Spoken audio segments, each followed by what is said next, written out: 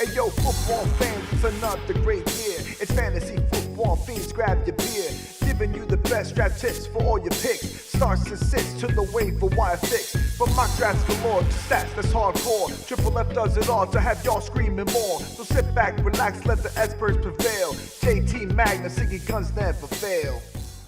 What is up, fantasy football fiends? My name is SiggyGuns, along with JT Magnum. And today we are going to go ahead and bring you our opinions on quarterbacks, fantasy quarterbacks, how we have them ranked 1 through 25. And this is probably one of the most important positions on your fantasy team, so let's get started. 1 through 5. JT, what do you got? For number 1 through 5, I have Aaron Rodgers, Drew Brees, Peyton Manning, Tom Brady, and Robert Griffin III as my rounding out my top 5. And I want to talk a little bit about Tom Brady. I have him at number 4.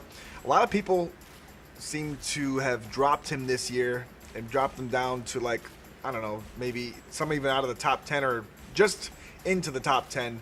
And I don't see that happening.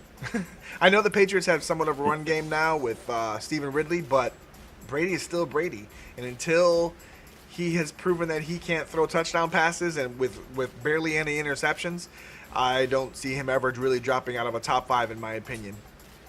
Oh, I agree 100%. My top 5, I have Drew Brees 1, Aaron Rodgers 2, Manning 3, Tom Brady 4, and I have Cam Newton 5 instead. And I'll talk about Cam Newton.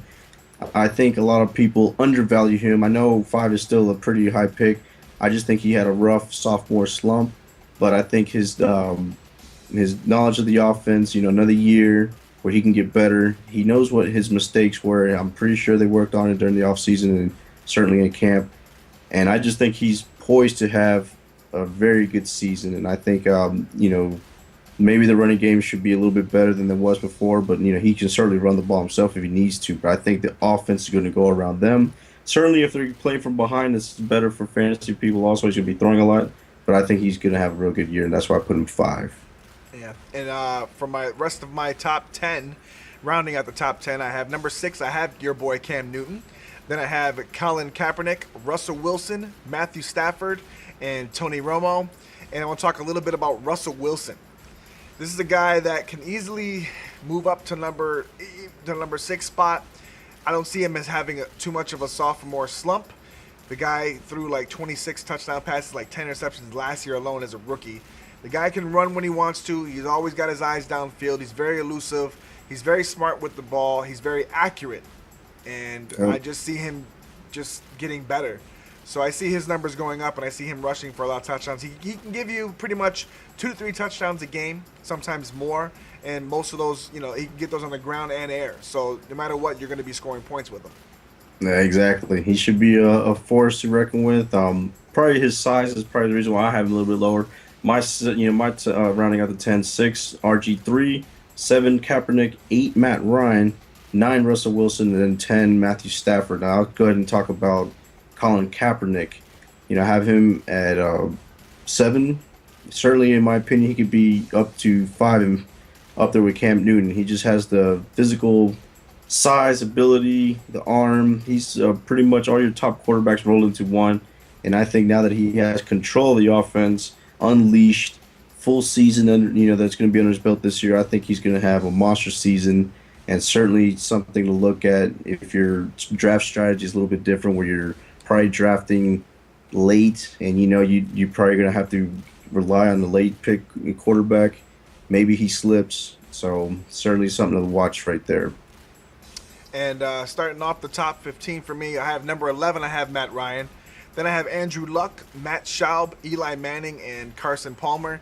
And Matt Schaub, to me, is one of those quarterbacks that he can actually be higher as well. I mean, he still has Andre Johnson, he still has Owen Daniels, and I believe he still has Kevin Walter. And I just see him. He's one of those quarterbacks that you forget about.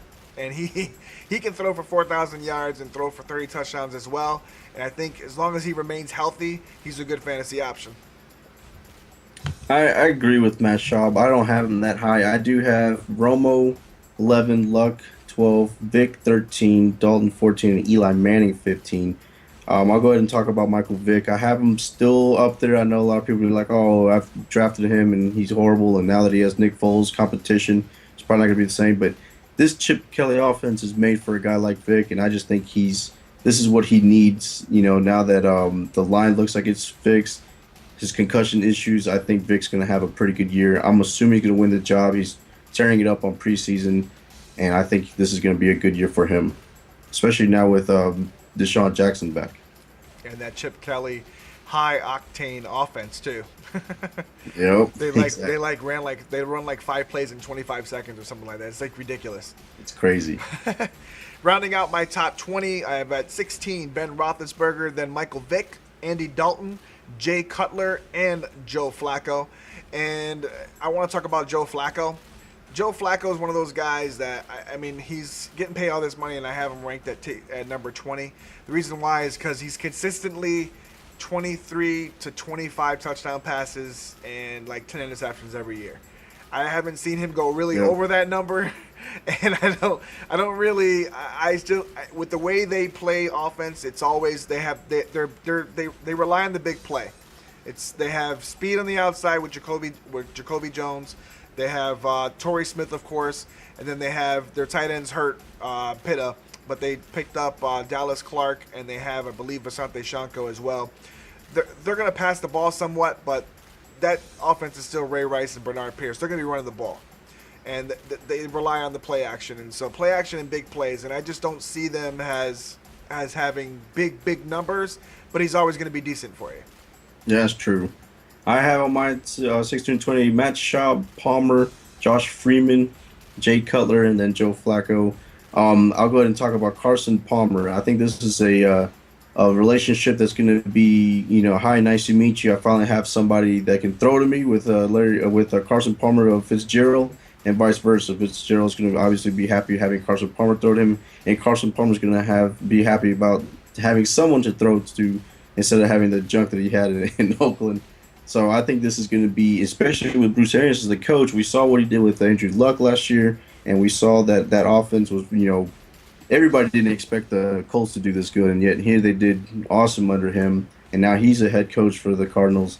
This is going to be one of those sleeper teams, and certainly Palmer deserves to be in this spot, in my opinion. He's a decent quarterback, and I think he's going to be better with somebody like a playmaker like Larry Fitzgerald. And rounding out my top 25, I have Phillip Rivers, Josh Freeman, Sam Bradford, Christian Ponder, and Alex Smith. And I want to talk a little bit about Sam Bradford. He's actually one of my sleeper picks. He's always had like barely any receivers, and he's always been one of those quarterbacks that still, can throw the ball and fling it when he's healthy. And now that he's got all this speed on the outside with the two rookies, Tavon Austin and the other, I forgot what his name is, from West Virginia, but I just see Sam Bradford having really really good year this year. Finally, with the second year with Jeff Fisher under his belt. So we'll see what happens with him. But he's one of my sleeper picks this year. Yeah, I agree. Mine rounding up is Phillip Rivers, Ben Roethlisberger, Sam Bradford, Alex Smith, and Brandon Weeden. I'll go ahead and talk about Alex Smith. This is a guy that was a bus driver most of his career. And I see him flourishing a little bit better with Andy Reid, Andy Reid's system.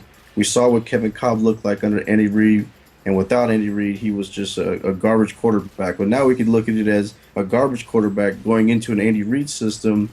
Maybe he'll be better. So that's why I'm going to rely on that.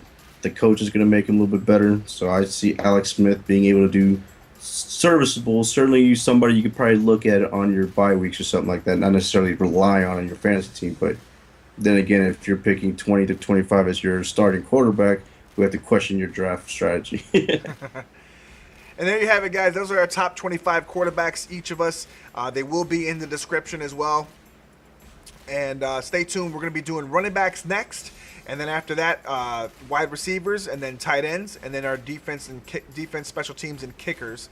And then after that, we'll be probably doing sleeper picks and some draft strategies for you, along with our mock draft. And then we'll go into the regular season. We'll be on every Wednesday. So for JT Magnum and SiggyGuns, Fantasy Football Fiends, peace, y'all.